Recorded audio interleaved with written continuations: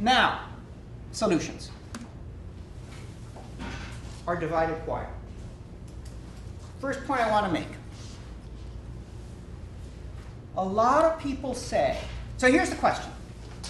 Who should our audience be? Who's our audience? Like when you think, okay, you're all, this is resistance school, you're going to go out there and resist. Who's your audience? Who are you talking to?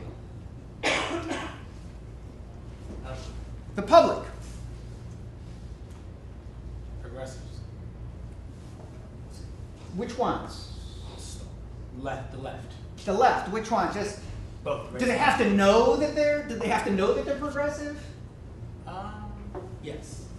That's interesting. Okay, so why? So one is the public. One is like people who think of themselves as progressive. Guys, say more. Everybody, I mean, we know how to get 66 million votes and still lose the White House. We have to talk to everybody. Okay, we have to reach everybody because sooner or later, and let me just develop this just a little bit. We can probably retake the White House. Probably we can cobble together 51, 52% of the popular vote. Even if we do, we will not get control of the House of Representatives back. Gerrymandering has been just too effective. Moreover, roughly 30 states will stay, because of the sort of demographic composition of the states, will stay in the hands of these dog whistle fill in the blank. Right? So we can essentially repeat the Obama era, in which we get very little done, and then there's a backlash, and all of it becomes susceptible to being undone. To actually change the direction of the country, we need a wave election, 58 to 60%. That means got to talk to everybody. Okay, I got that, but why should we just talk to progressives then? So my mind went to the folks that you said were dormant or like less. So it's about the level of political action rather than like the width. I was thinking about depth and how deep into politics awareness folks are. Okay, If that makes sense. let me ask a question. Are you proposing that we just preach to the choir? Are you framing the question for me? So if I say yes, you're doing, yeah. I'm hoping you're saying yes. Yeah. Why should we be preaching to the choir, right? Because a lot of people will say, hey, are you just going to preach to the choir? And what I would love is for you all to say, yep. Yeah. Why? Because the choir is divided. Because the choir is not singing the same tune. Like the whole preach to the choir kind of presumes that the choir actually, they're all singing the same song and they're all in tune. Well, we're not in tune. We're not even on the same song. The choir is divided. So I really think we need to get to the wave election, 58, 60%. We need a language that can reach as many people as possible. But that's not the first step. I actually think the first step is how do we convince people who are on the class left or on the race left or have those orientations, right? Because remember, they're both right. But we gotta somehow reach those folks and say, I know you're right, I see what you're saying, but here's this other way that you can connect with these other folks who you otherwise think are getting it so wrong. Right? So I actually think we need a version, we need to start with the activists. Have this conversation first. It's on him. I was just going to say that I think one of the challenges of that is that people live really self-segregated lives along racial, class, political barriers. Not everyone, but people tend to segregate themselves into communities of people who would look and think some of the same things that they do. You know what? I mean, I disagree with you, so I'm just going to move and I'm going to pretend like I never heard that. Okay. No, I think you're right. I mean, I think that it's actually a super important point. There's more and more sort of segregation. We tend to talk about it in terms of ideas and political worldviews. Frankly, I think a lot of the segregation that's happening politically is a reflection of racial segregation.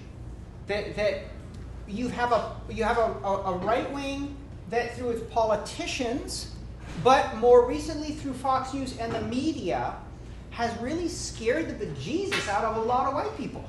And that segment, which is somewhere close to half of the white population, feels so threatened that they're increasingly withdrawing. And when we talk about different worldviews, those worldviews are really tied to these dog whistle narratives about government, about threatening people, about culture in peril, right? So, okay. But even on the left, I think there's a tendency, look, the race left, class left schism is intense and it's emotional. Because people on the class left are saying, if you guys keep going with your identity politics, you're going to doom us. And people on the race left are saying, you want to step on my human rights so that you can appeal to racially anxious whites? No way. That gets intense, it gets personal, people stop talking to each other, people start hating on each other. That's a huge problem. We need that. That's our divided choir. These are the folks we need to talk to, who aren't necessarily talking to each other, right? But you all know class left and race left people. I think we have more, it's the same story, but with a different impetus, right? With a different sort of entree point. To the race left folks, I think we need a story that says to them, hey, you're serious about mass incarceration, you're serious about police violence, you're serious about mass deportation? Great, then you better be serious about cross-racial solidarity. Because if you want to understand where all those things are coming from, they're coming from white fear. And you cannot, you people of color, cannot solve this problem by withdrawing from political participation and without as many white allies as possible. Cannot be done. This is not to say that all of the race left groups have to engage in building cross-racial solidarity. Let them keep working in communities of color, that's fine. But there has to be space for cross-racial solidarity. And there have to be some race left groups that are purposefully trying to reach out to as many whites as possible, because that's the only way that we're going to end mass incarceration and police violence, disinvestment from our cities, all of that. Right? And to the class left folks, we get to say, economic justice, hallelujah. Can't wait. But you can't have it unless you deal with race. You cannot have, Democrats, let me just give you some bad news, which you should have learned over the last 50 years.